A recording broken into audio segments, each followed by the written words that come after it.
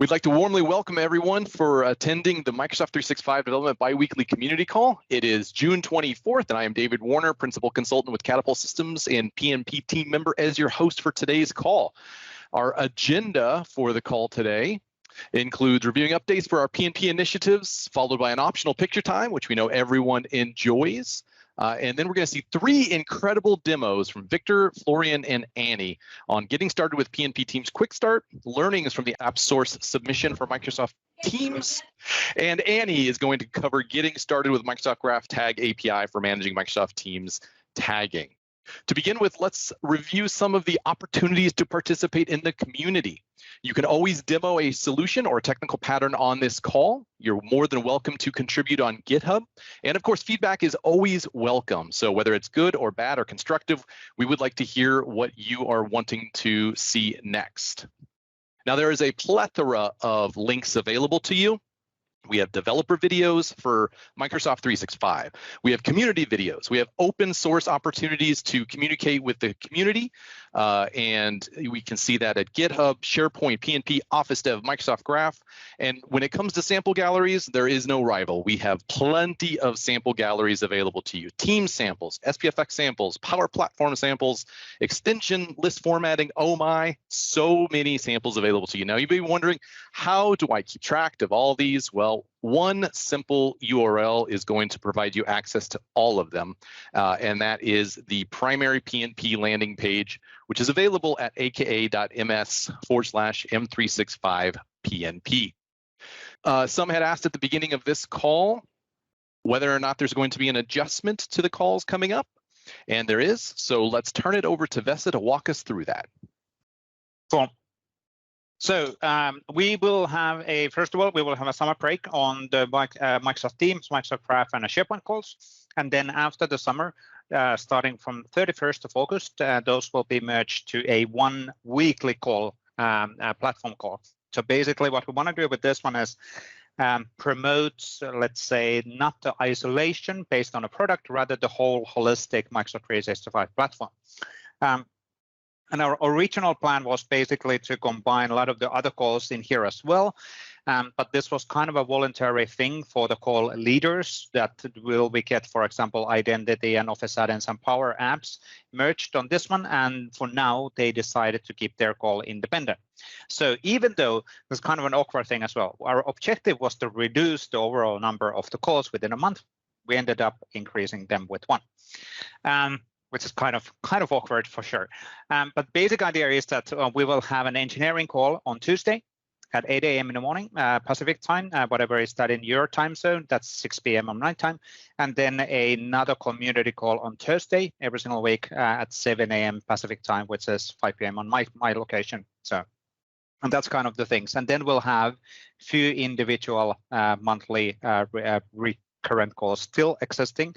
I will write a blog post about this one later today, and we'll share that one out so you'll understand the changes. But again, just to repeat, Microsoft Teams, Microsoft Graph, and SharePoint monthly community calls will not happen in July and in August. They are on summer break. But throwing it back to you, David. Excellent. Thank you, Vesa. But remember, these Thursday calls are always going to be there, so we're going to be here. Consistency is key. Now, let's talk about extensibility. You may be wondering how you can get involved in extending the experience within Microsoft 365. Well, we've got a lookbook that is there for providing access to information and how you can see demos of extensibility being taken place in the Microsoft 365 community. So aka.ms/m365/extensibility will show you all kinds of opportunities that come in terms of products and types of apps and scenarios in which you can see how you can extend the environment of your Microsoft 365 experience. Microsoft Teams is obviously a very popular application now, one of the most popular in Microsoft history. Well, you might want to see some samples on how you can get involved in creating and extending that experience as well. So aka.ms/team samples. It is a big opportunity for the community to start building these kinds of samples. And so we welcome everyone to start seeing how some others in the community are extending this experience. And of course, your samples are welcome too. So please don't hesitate to inquire on how you can provide those samples back into and make them available to the community as well. Now, how about automating operations within your Microsoft 365 tenant? Well, we have a new script samples gallery available for you to take advantage of. It is a variety of scripts from PowerShell and CLIs. Contributions, of course, as we are an open source and inclusive community, are welcome. So this is one of our newest repos, and we invite you to take a look at it, aka.ms/script-samples. Now, you may be asking yourself, how do I get involved in all of these initiatives? How can I take advantage of and contribute back? Well, there is sharing is caring. This is an opportunity and a collection of sessions that provide guidance on how to get more involved in the community. Now, that may be using these resources that are available. It may be contributing back. So if you are wanting to get more involved, these sessions are completely free. They're hands-on, safe space opportunities for you to get more involved with the community. They are not recorded. We walk you through how to accomplish a variety of topics, such as things like your first-time contribution, or if you'd like to demo on these calls, but you're a little nervous, first-time presenter might be perfect. And of course, we started up Ask Me Anything opportunities each month. The next up is Teams Development, starting on July 13th. So be sure to register. They're all free, all available, aka.ms/sharing is caring. Now, it is a great privilege and honor to announce formally the recognition program for patterns and practices. This is a brand new recognition program we are starting. You may have seen some of the badges being shared yesterday on LinkedIn and Twitter. This is bringing a new level to community recognition. We are partnering with Credly, the same platform that handles the Microsoft certification badges. And we are going to formally start recognizing your contributions by way of this system. Now, we only have a couple badges out right now, Community Contributor for 2021.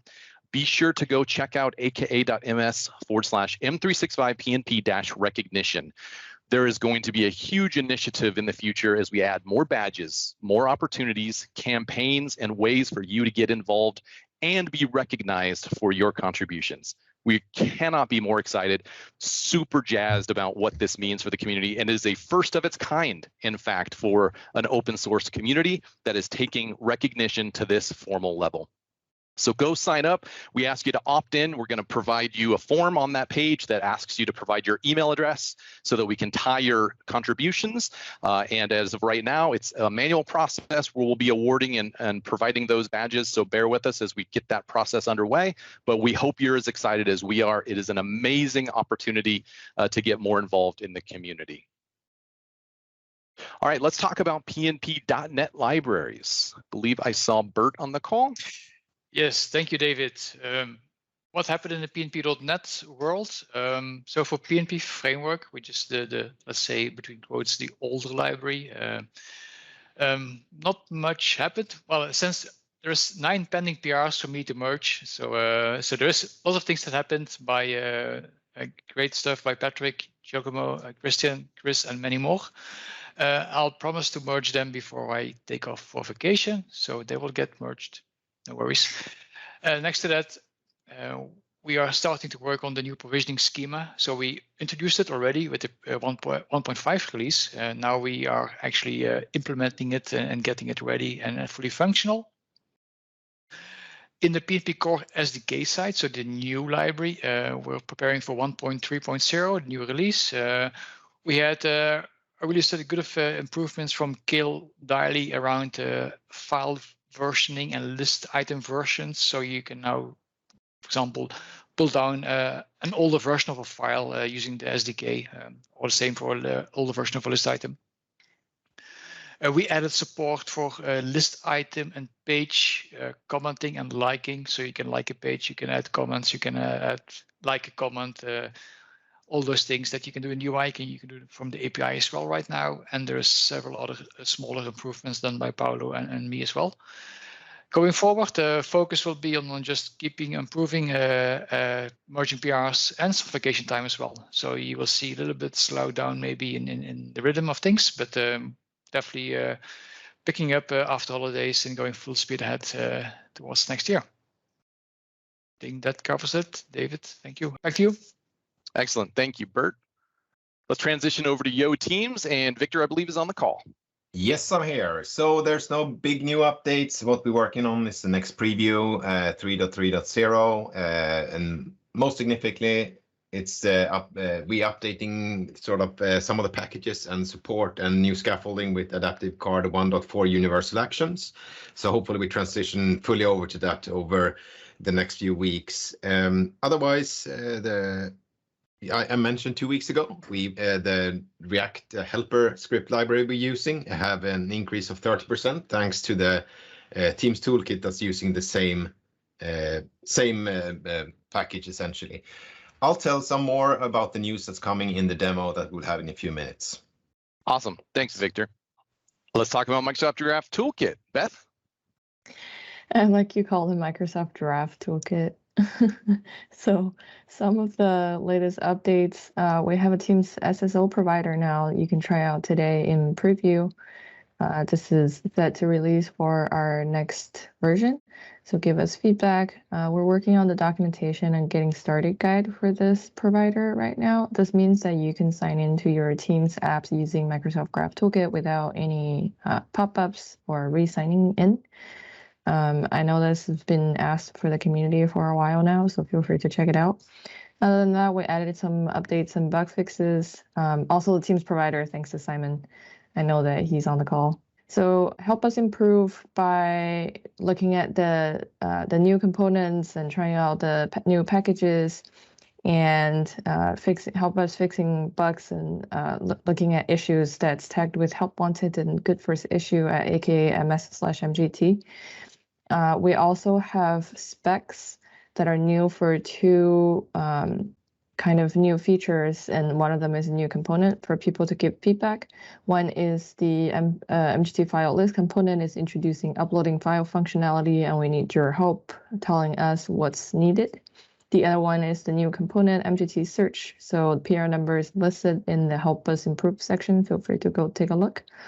Other than that, let's build more apps. All right, thanks, Beth. Apparently my speaking skills are still in a draft mode, so thanks for covering Microsoft Graph Toolkit. All right, let's talk about Microsoft Teams samples. Bob. Hi, yes. So I was just doing some just-in-time editing here, and it looks like the changes didn't quite come through. I made the terrible mistake of forgetting to call out the wonderful contribution of who contributed this great sample. So many thanks to Satya Ravidran, Sai Krishna Neely, and Arun Kumar Anaparthi, who have built this sample. So if you haven't already figured out by looking at the screen, right, this is a really commonly asked for scenario where Azure Communication Services, which allows you to bring Teams meeting functionality and chat functionality into your apps outside of Teams. Here's a sample that shows how to make that work between a Teams user and a consumer or a patient or somebody who is outside of Teams using a website. So this is a really cool scenario, a really cool sample, and hats off to everyone who worked on it.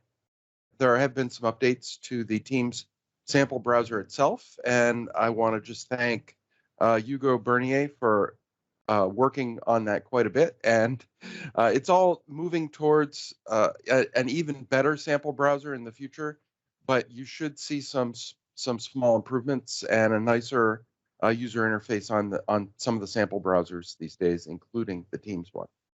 Awesome. Thank you, Bob, and excellent job by the community. Appreciate all of the samples that go into making this community one of a kind. Excellent. Optional picture time. Everybody loves this. So let's move our call in. All right, give it just a couple more seconds. Everybody's coming in. That's excellent. All right, let's give it a countdown here. All right, let's get some waving. Say hello to the community. Awesome. Thank you, everyone. This is one of the best communities ever. Great to see all the faces and smiling faces that we've got in this community. Excellent job. All right, well, let's get into, as Vesta says, the stars of the day, and that is going to be our demo. So let's begin with Victor. Getting started with PnP Teams QuickStart. Feel free to take on over the screen share. Thank you. So I think this is one of the most exciting demos I've done in a while. I'm super excited about this sort of feature capabilities here, and hopefully you can see my screen as well in just a second or two. My Yep, brain it's is loaded. functioning a little bit slow today due to my second COVID shot yesterday, but I tried to do this in under 15 minutes anyways, and I just felt for sneaking in some new features as well in the demo this morning. So, but anyway, so the PnP QuickStart is based on GitHub Codespaces. And the whole idea with GitHub Codespace is essentially you get the virtual machine in the cloud, and you can do everything in your sort of browser. And where you get started, first of all, you need to sign up for Codespaces. It's currently in preview, so just go to github.com/codespaces and sign up for that, and hopefully you get it in the preview. Then once you've done that, you just go to ak.ms/PnP Teams QuickStart, and that will take you to this GitHub repo. It's very simple GitHub repo. It contains a README file, essentially what I'm going to do in the demo, and walk you through how to scaffold the Teams application using this Codespace, and also the definition of the Docker file, because it's a container running in the cloud and everything. So it's in there. And to get started, all you need to do is to click on the green button here called Code, open with Codespaces, and then if you already have a connected Codespace to this repo, you can choose that one or create a new one, which I will do right now. This will take a few minutes. So while we do that, let's prepare something else for our demo. And I'll go over to my demo tenant and I'll just create an Azure AD application, because we're going to build a tab with SSO support. I'll do this very fast, but you've seen us do this multiple times previously. It's all in documentation. So let's call PnP demo 765, click register. A couple of things I want to highlight in here. The mostly standard things I'm doing. I need to copy the application ID because I will need that later. So just post it here in my notepad on the side. I will need to create a secret here because we need it for the demo. You typically don't do that when you just create an SSO tab, but let's create a secret, because we will do on behalf of Flow here to get single sign-on support to call into the Microsoft Graph with some new exciting features in just a bit. The third thing I need to do here is expose an API. I just click set and click save here, because when we're using Codespaces, we will get a dynamic URL, and I will update that as soon as I have that URL. So just click set here, and so I can come back and edit this one later. Then I need to add a scope, access as user, and this is all standard. It's exactly what you do, and according to the instructions. Of course, you should put better descriptions in here, but you just need to add that. I need to add the 2 client applications that we need for an SSO tab. There's 2 GUIDs you need to know, or copy paste, which I prefer. There's too many GUIDs in my head, so I copy paste, and let's do that.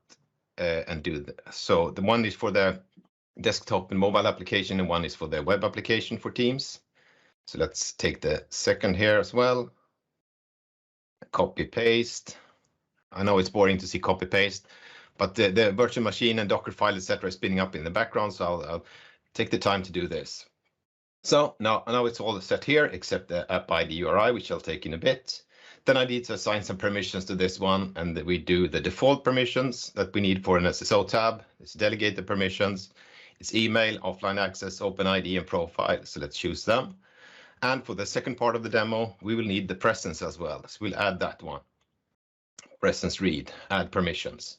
And to make everything simpler, I grant admin consent directly now, so we don't have to do that later.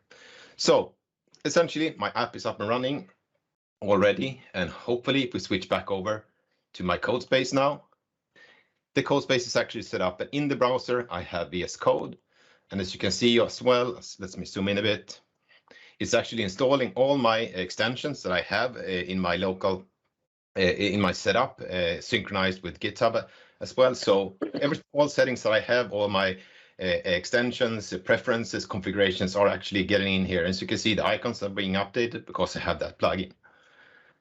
I have the terminal window here, and let's create the directory where we store the demo file, demo PnP demo. So we know where it is, and I call it 765 perhaps. I go down into that directory, and as you can see, it's already created here. And let's just type yo teams. So this is the cool part of this. So this Docker container that we actually have running in the cloud here, there's no local installs. I can actually do this on an iPad or any browser, essentially. So it's already pre-installed Yo Teams and the required utilities for that. And I will just click through everything here. And the only thing we will configure is that we want to use a tab. Here, we want a tab. We can skip the URL that will be dynamically generated for us. No indicator, we give it a name. It's configurable in a team. And yes, I want to do Azure AD SSO support for this tab. The app ID, I can copy paste it in here, but I'll show you a faster way to copy paste those kind of things. Just click through here. So my project is now scaffolded and it's installing all the npm packages. We can see that in the, you can see all the files in here. And the first thing I'm going to do, I'm going to do a little bit of cheating here to save a couple of minutes. So I go into the .env file. In the bottom, since I didn't enter the app ID and app ID URI in the wizard, I can do it in here instead. So I just copy paste the application ID that I put in my notepad, put it in here and replace that one. And let's also replace this one. And finally, I add the tab app secret here. You typically don't need that if you just do an SSO tab, but for the second part of the demo, we need the secret as well. And I copy paste that secret that I have here. See, like that.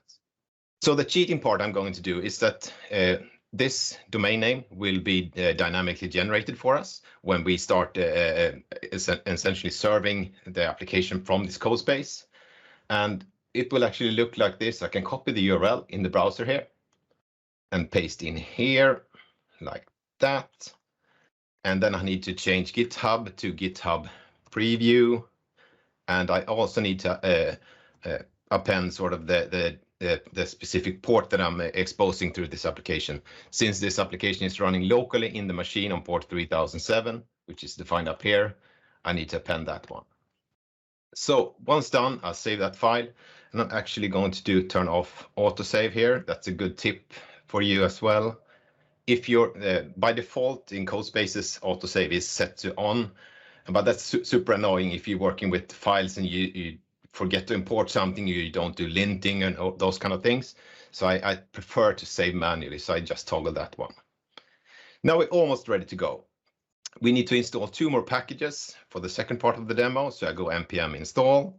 And first of all, I'm going to install the Microsoft/Teams FX, which is a new JavaScript library used by the Teams Toolkit to provide a better single sign-on experience and get access to the graph client in non-SharePoint framework solutions, such we're doing in here, where we host it ourselves. But also a server-side component to do that exchange of token from the SSO token we get from the JavaScript client to a proper access token that I can access graph. And that's a new package called, Teams Simple Auth, and it's just currently in preview. So I need to save that. So that's all we need to do. But before we go further, we need to copy this one up here, as I said. Come on, select. Well, there it is. I need to go over to my app registration and update that URI in here. Because if I don't do this, we will get single sign-on errors. So now I actually get this dynamic URL generated specifically for my code space in here. If you reuse the application, this is typically the only thing you need to change in your Azure AD application. So let's go back to code spaces and we're ready to run this application. And to do that, we type gulp code spaces serve. I run in debug mode, no linting, but I also append the flag called publish here. That means it will automatically publish my Teams application to the Teams App Store. And as you can see here, it's generating the manifest, zipping it together, but then it wants to log into my tenant. So you can see to sign in, use the web browser and use this code. So I'll jump over to my dev tenant, go to aka/ms/device login, paste in the code. And as you can see here, this is the PnP management shell. So we're using the M365 CLI in the background to actually upload the application to the Teams App Store. And if we go back to the browser, you can now see it's uploaded the application to the Teams App Store. and you start to build the application, the client side and the server side. It will take a couple of seconds, and once the server is up and running, which will happen at any moment right now, we need to do a small configuration. You will see on the right-hand side here, your application is running on port 3007 and it's available. By default, all ports are private. That means that you need to sign into them. But in order for Teams apps to work, the page has to be publicly accessible. So port 3007 here, I right-click on that one and make public. And we're all set, and we should be able to go into Microsoft Teams, go to the App Store. I need to reload it. Since I just published my app, sometimes I need to reload it twice due to some caching. So let's see here, my org, PnP demo, that was not the right one. We need to reload once again. As I said, this is a little bit annoying, but that's, due to caching performance. But you typically only need to publish once unless you change something in the manifest. There it is, PnP demo 765. Click on that one, add to a team, PnP, set up tab. And we should have our tab soon loading. Hopefully everything is working. So you can see it's loading here right now. It's just grabbing the JavaScript files. And something is very slow. Let's go over here, see what happened. Terminal, it downloaded the config. It should be working. Why not? Let's try again. PnP demo 765. There it is. So now it's working. Demo gods had some fun with me. And as you can see, the SSO tab work. It puts my name in here, and that means it actually properly signed in without any pop-ups or anything, telling me to get my name in here. So that's cool, right? That's fairly standard. But assume that we want to show the presence in here. How can we do that? And we can't do that with the normal Azure AD token that we get from Teams single sign-on. That's why I added those two extra packages. So the first thing is that we need to add a server-side implementation of this.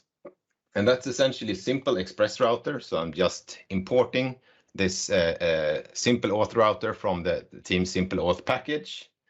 I need to configure that one. So I'm not going to write all this code, but essentially it's you copy paste the same code over and over again.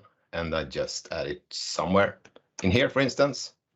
So I'm adding a new router. So a post to auth/token will go to the simple auth router. And I configure it here with the different .env variables that I configured previously, presence.read and my tenant ID.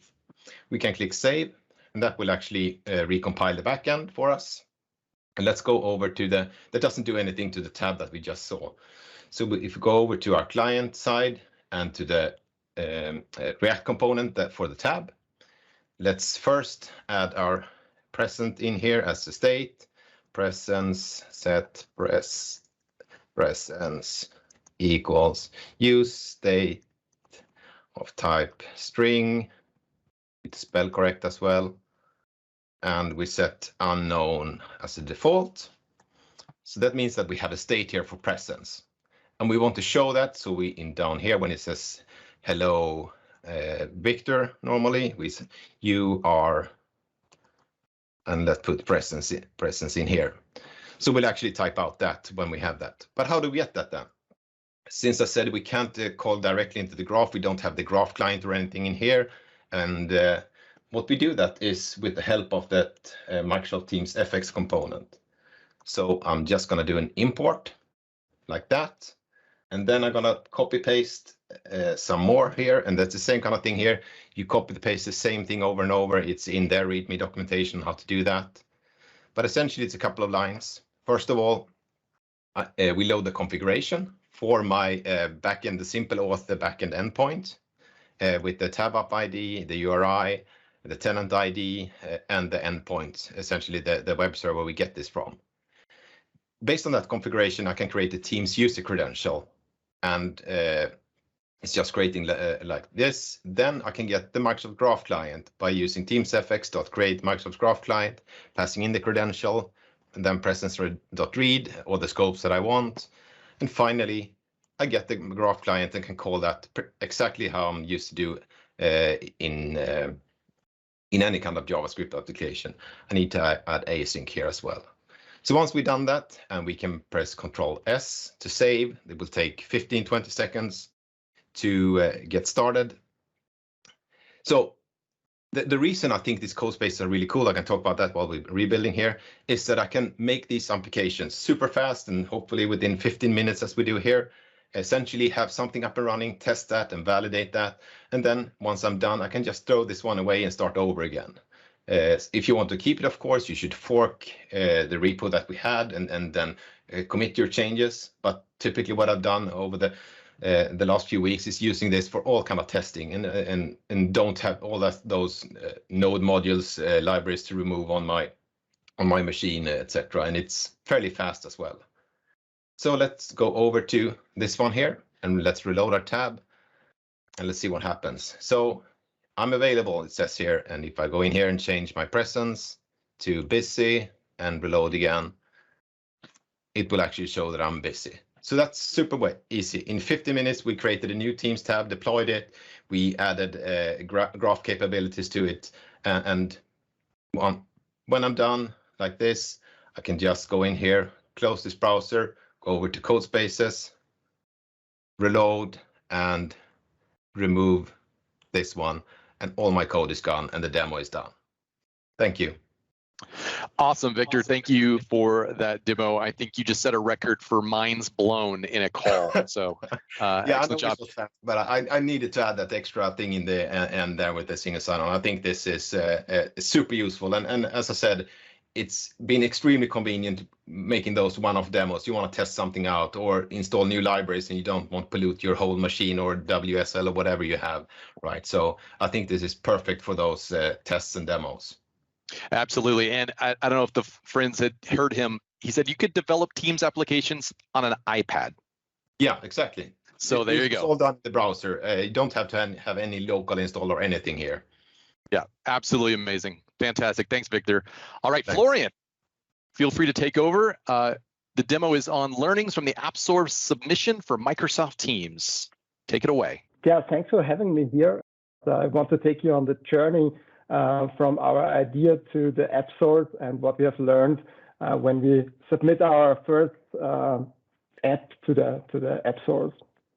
So yeah, from my side, I'm Florian Gasler. I'm a company owner from a small company in Austria, mainly in the SharePoint and Teams development. And we have 5 people, and we are working since 15 years in the Microsoft SharePoint and Teams development. And so let's start through what we had as an idea starting in March 2022. At the beginning of the pandemic, our SharePoint and Teams individual development projects were going a little bit not so smooth. So I didn't want to put my colleagues into short-term working. So we decided, hey, let's build an app for the AppSource and learn something. And yeah, what the basic idea was, we looked through the Microsoft Teams user voices, and in the top 10 there was the support hashtag functionality, and we thought, hey, this sounds cool, let's give it a try. We know that Microsoft will bring this up because it's already available in Jammer and stuff like that, but yeah, we had the idea that we want to learn something, we want to put something in the AppSource, our first app, and we want to develop something useful for us and for the community, because as Tracy van der Sepp is showing here, we had the same problem that our Teams channels were growing on, and we want to make a little bit more structure with tagging into it. And yeah, so we gave it a try and started in April 2020 with an MVP, and we choose our extension point. And luckily, with the tagging functionality, we need nearly everything. We need a bot, we need a message extension, and we need a tab for it. So it was a good thing to learn. We planned our architecture, and of course we need something to save and stuff like that. So we need some Azure in the background, and we planned our authentication. So yeah, meanwhile, we put it also on the market to test it. We presented to existing customers, and we put some sketch note on our website to get a little bit feedback, what others think about this functionality. And yeah, the idea was good, and we give it a try and started the development and had a few consumptions about it. So we started with the principle of least privilege, so because we know that it's a big issue when you install something from the store. It should be the least privilege and stuff like that. So we tried to fight here as brave as possible, so to say. We wanted to use our whole DevOps and also learn here for the deployment and stuff like that, because as I said before, we were only individual project development, and therefore, yeah, we also put everything into DevOps, but we wanted to put here the whole development to staging and production to the Azure into DevOps, that we can really have a smooth deployment from new functionalities and stuff like that. Yeah, then we also looked at the step and the adaptive card development, of course, because we also only put this in the individual projects. And yeah, of course, we used here the Fluent UI and stuff like that. And then also we did our homework with the Azure architecture and stuff like that. So what was the outcome? My time is a little bit short, so I only will show you here in the screenshot, because the basic part is coming afterwards with the submission process. So what it basically has done in September last year, we were able to tag messages. We could mention the tag team bot and search for tags and tag the message, or go over the message extension and search there and put some tags, some adaptive card back into the message. That we have there as adaptive card with a deep link to our tab, to have them easily find the tagged messages in our tab, so to say, yeah, that we can go to the tagged tab and search there and filter there and stuff like that, and make combinations and get out here information quite easily. So this was it, we thought, as we were known from our individual development projects, and thought, hey, come on, let's put it in the store. It should be quite easy. And we started with the documentation and found out, come on, that's not that easy as we thought. We put it on our wiki and created work items based on it. And as you see on the right side, it was nearly more work items for the publishing process than for the building of the app itself. As I've said, we are not a product company, we are an individual development company, so we had to learn here also a lot, and it took us really a long time for finishing the whole things about screenshots and marketing material and stuff like that. So we had here a quite hard time. Also, of course, the projects were going on after the first lockdown and stuff like that. So we shifted it a little bit. And then the real submission process started in end of February this year. We said, hey, come on, let's give it a try. Let's put it on the store. And we put it on the store, and 2 days later we failed gracefully, so to say, as it is also written in the documentation that you should fail gracefully. We have also done this. So our first 4 critical failures were some basic stuff in the manifest, that we missed our Microsoft Partner Network ID and stuff like that, and our terms of use did go on the wrong URL and something. But the basic problem was the broken functionality, and the broken functionality was that we have, of course, a message extension to tag this, and also we, of course, also used Teams and stuff like that to put it in and created the manifest. But we missed one thing, that we have, of course, and compose extension and another one, the comment box, and we also put in the manifest the comment box, unfortunately, and Microsoft, of course, find it very fast, as the comment box has a complete different context of the teams, we were not able to show our settings dialog because it doesn't make sense to use our tagging functionality in the comment box, because we only could generate a card or a deep link to a tab. But that makes not really a sense here in this case. We missed this completely, and Microsoft get us on the road again. And of course, as you see, these 4 failures were only some manifest problems. So we thought, hey, come on. Few hours later, we tried it again, and put it on the store again. And as you see, also 3 days later, we got the next rejection from Microsoft. Also again, with 4 failures, also something in the manifest, but also again some broken functionality. Wonderful. What problem was here? Of course, Microsoft tried it out everywhere, and we didn't thought about this honestly, because for us it was clear we have only graph API functionality to search messages in Teams channels and stuff like that, but not in private channels or in private chats or group chats. So it was clear that our functionality, our message extension, is not useful in a private channel. But it is of course also there, and Microsoft tried it out, and we failed also gracefully because we showed some menu that it's not working in a private channel. But what we also forget again was the settings dialog, and of course, as you see, also the settings dialog displayed blank because the context is different, and we have no context there for showing the tabs or the tags to create for this in this case. So we failed again, and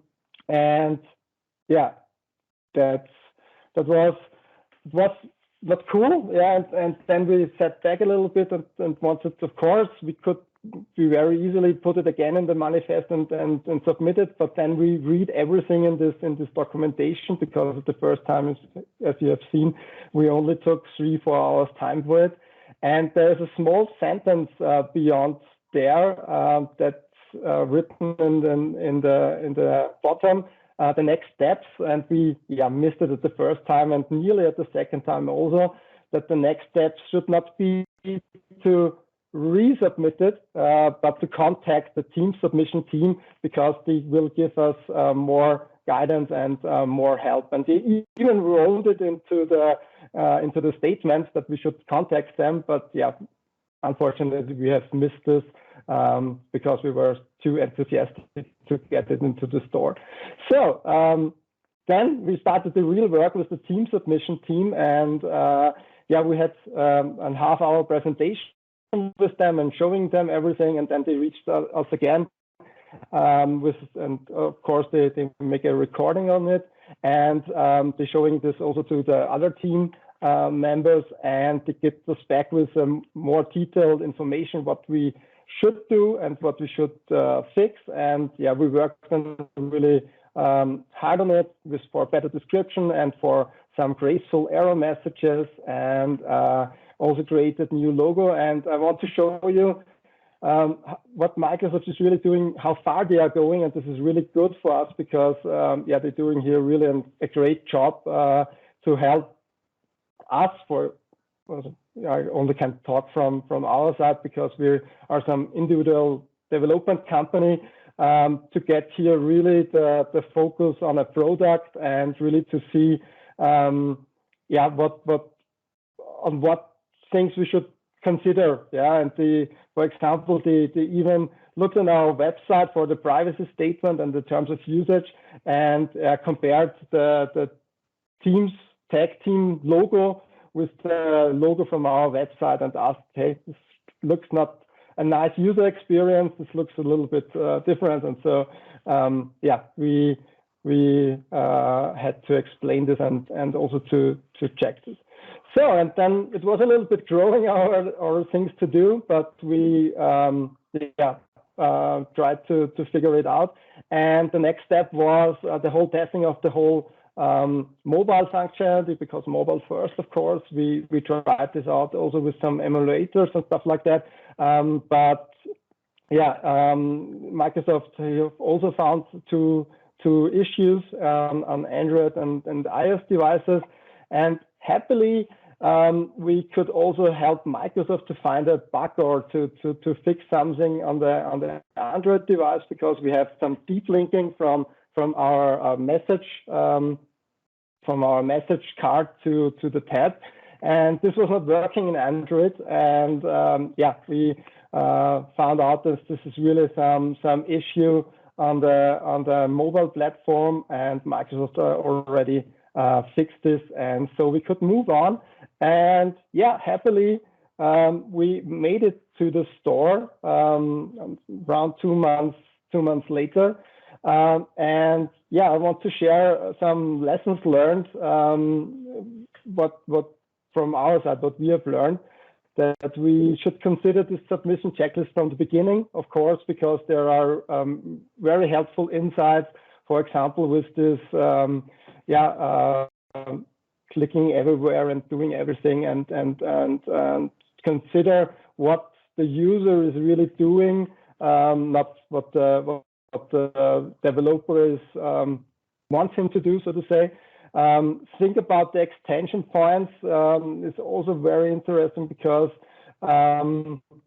yeah, we, like you have seen in the manifest, because you should really try to figure out what you want to do, what great API functionalities you have, and what you can use for it.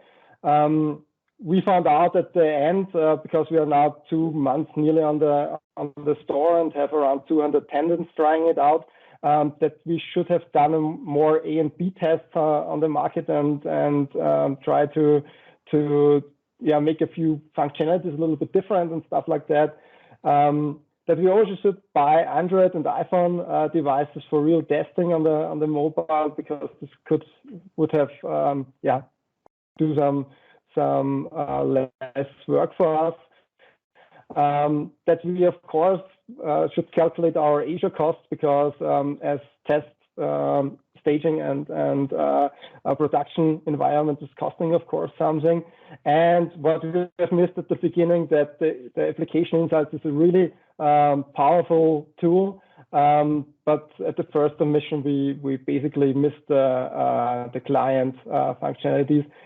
So we have included this now, and yeah, we first were really afraid, because we had a lot of errors in it, in the Azure application insights, but we found out that this is coming from some robots which are using to try to sign in to WordPress and stuff like that. So yeah, don't be afraid of these errors. Sometimes they are not that bad. Yeah, and of course, as I already talked about, is after the AppSource publishing, the work is not over. Especially to consider what people are really using or not with the application insights. It's really helpful. And so, yeah, currently we are thinking what to go on. As we said, this is free, and we wanted to put this for the community. Yeah, we are considering that we maybe also put it on GitHub and stuff like that.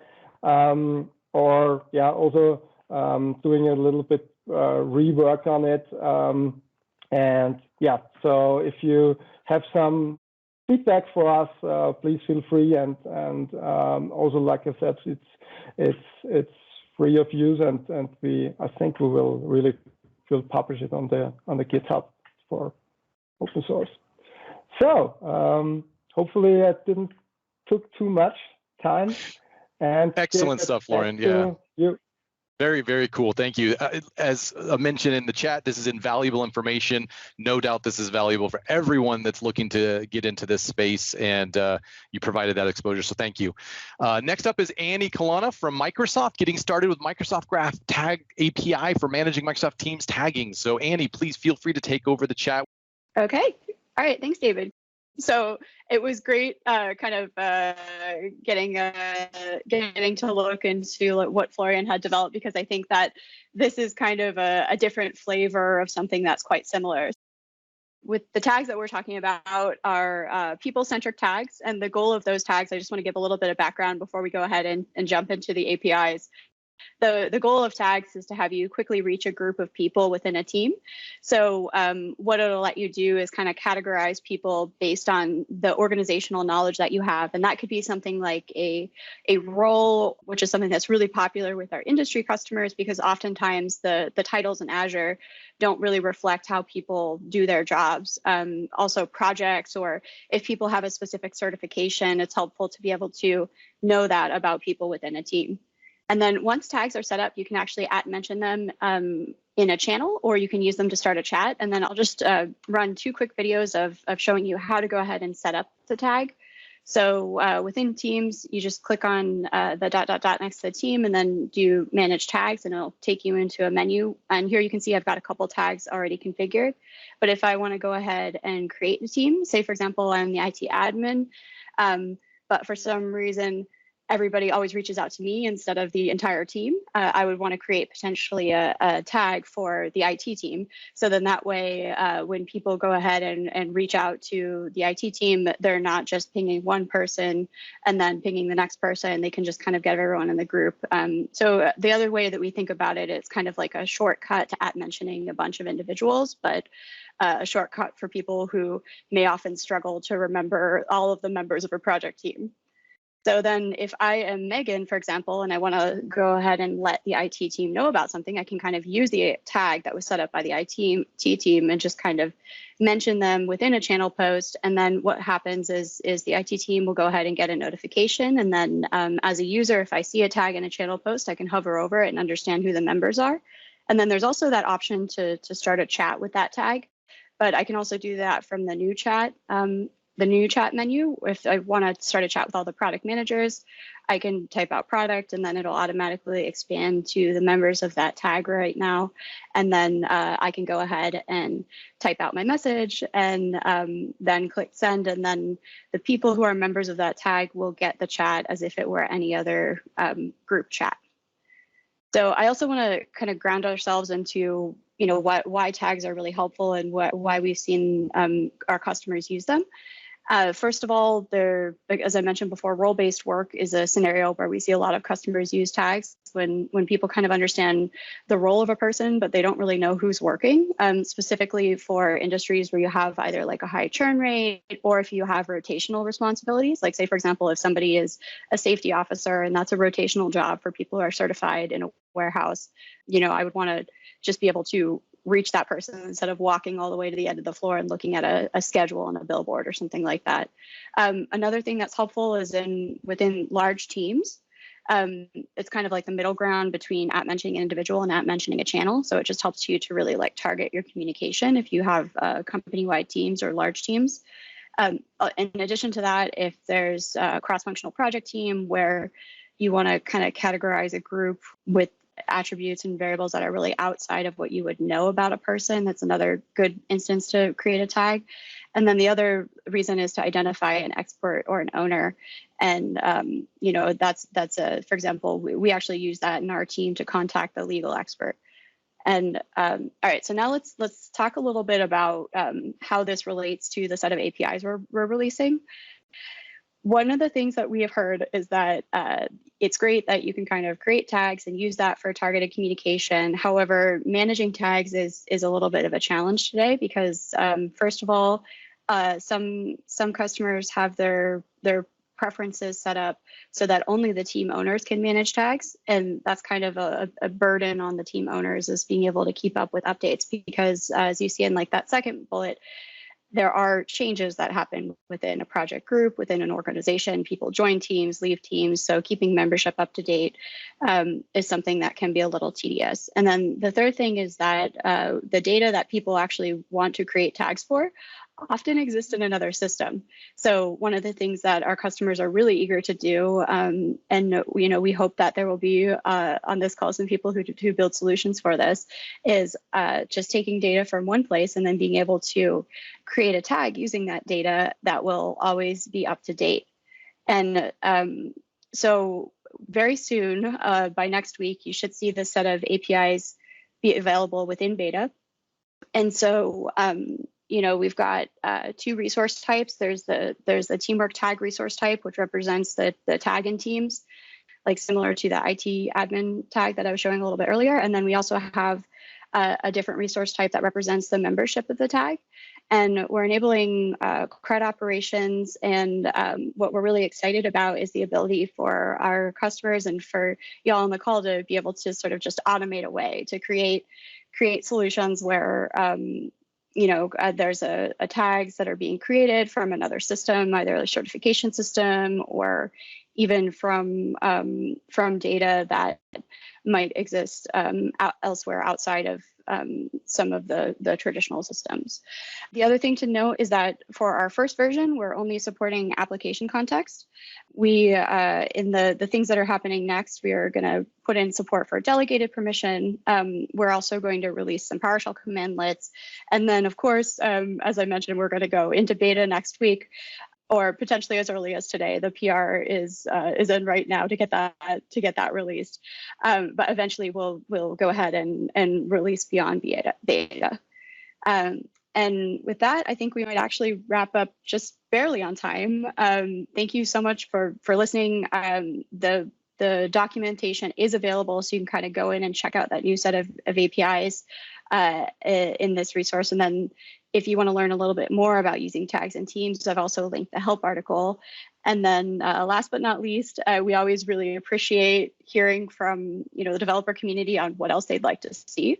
If there's something that you kind of see in tags and you think it would be really interesting, like please do add your request to use your voice or reach out to me. And thank you everyone for listening again and for your time. It's great to be on this call. Excellent. Very cool, Annie. Thank you. And it's like we planned it, that perfect timing on that. Nice job. All right. Well, we have the videos that will be available for this call is recorded. Thank you, Victor, Florian, and Annie for your amazing demos today. Exciting stuff. Always part of the best community in technology. The recording will be available at aka.ms/m365pnp/videos. You can subscribe to that. Follow us on Twitter at Microsoft 365 Dev or M365PNP. Our next general dev call will be 2 weeks from today, July 8th. And the next SharePoint Framework call will be July 1st at 7 a.m. Remember, these weekly calls or bi-weekly calls are still going to be occurring over the summer. It's only the monthly calls that have been adjusted, and we will see a delay until the end of August for those. You can also visit the collection of links here at these URLs, so we invite you to take a look at them. Of course, you can get to them all via aka.ms/m365. And thank you, everybody, for attending today. Hope you have a great weekend.